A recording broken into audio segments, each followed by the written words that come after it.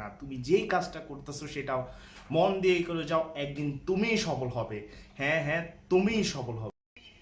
তোমার দ্বারাই হবে। কে বলেছে তুমি পারবে না? তুমি যেই কাজটা করতেছো সেটা। তাহলে তো আমিই পারবো, আমাকে তো কেউ হারাতে পারবে না, আমি পারবো। ভাই আপনি মোটিভেশন স্পিকার না ভাই? জি, আপনার ভিডিও ভাই দেখছি ভাই।